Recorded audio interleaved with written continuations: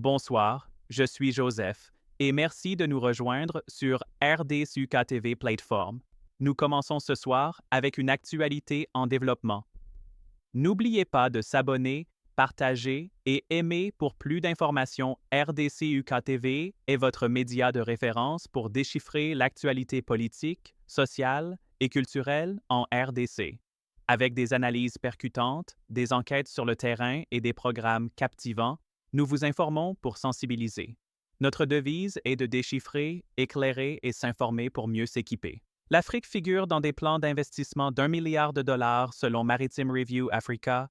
La RDC et le Sénégal bénéficieront du développement portuaire.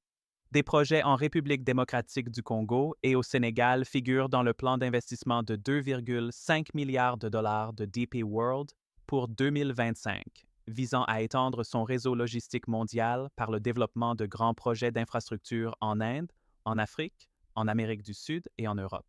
DP World avance avec le développement du nouveau port en eau profonde à Banana, en République démocratique du Congo, RDC.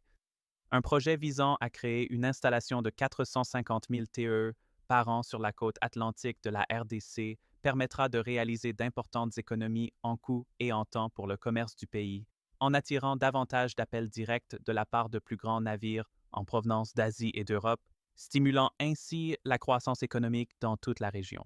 Plus au nord de la côte ouest africaine, des travaux sont déjà en cours sur le nouveau port de Ndayane, d'une capacité de 1,2 million de TE par an au Sénégal.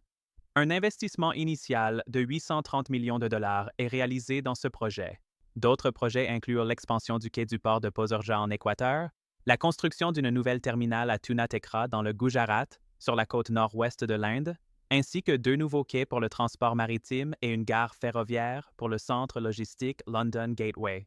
Sultan Ahmed bin Sulayem, président et PDG du groupe DP World, a déclaré: le commerce mondial évolue rapidement et nous investissons audacieusement pour façonner son avenir. Malgré l'incertitude à court terme, cet engagement de 2,5 milliards de dollars reflète notre confiance dans la croissance à long terme du commerce et notre détermination à construire l'infrastructure nécessaire pour maintenir le monde connecté. Notre modèle intégré nous donne visibilité et contrôle sur toute la chaîne d'approvisionnement, aidant nos partenaires à réduire les risques et les coûts.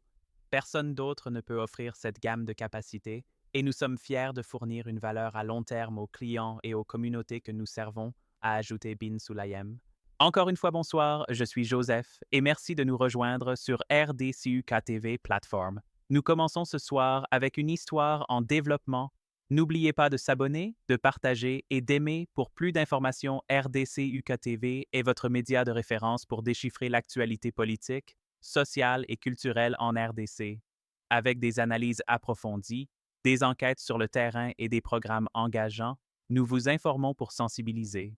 Notre devise est déchiffrer, éclairer et s'informer pour mieux nous préparer. La RDC va lancer un fonds d'investissement stratégique pour la croissance et l'emploi.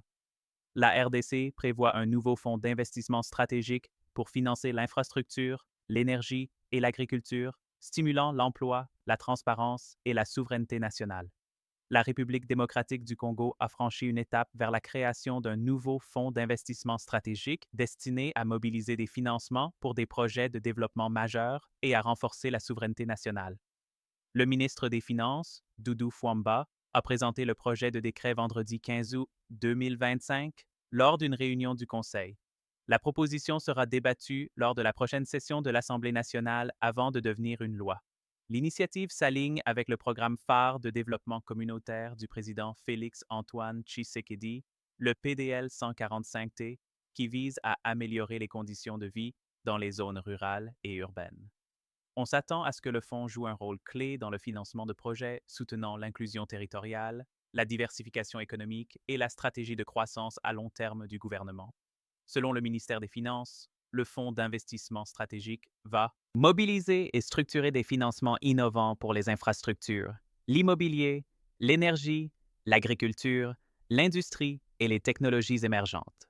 Le décret devrait être débattu lors de la prochaine session de l'Assemblée nationale. S'il est approuvé, le Fonds d'investissement stratégique sera créé en tant qu'institution publique avec des mécanismes de supervision pour garantir la responsabilité. Les observateurs affirment que le fonds pourrait devenir l'une des réformes économiques les plus importantes du second mandat du président Tshisekedi, positionnant la RDC comme un acteur plus fort dans le financement du développement africain.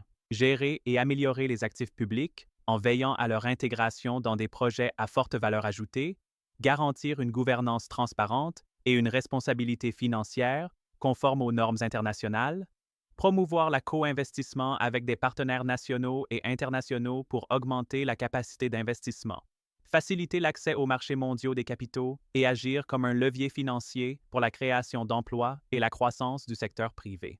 Superviser les projets d'investissement public confiés par le gouvernement. Les responsables affirment que le fonds revitalisera l'économie congolaise en attirant des investisseurs institutionnels tout en soutenant les industries nationales. En regroupant les ressources dans des secteurs stratégiques, il vise à renforcer la résilience du pays, à créer des emplois et à élargir les opportunités pour les entreprises locales. Les économistes considèrent également cette mesure comme un moyen pour le Congo d'obtenir un financement international à de meilleures conditions, d'accroître la transparence des dépenses publiques et de réduire la dépendance à l'aide extérieure.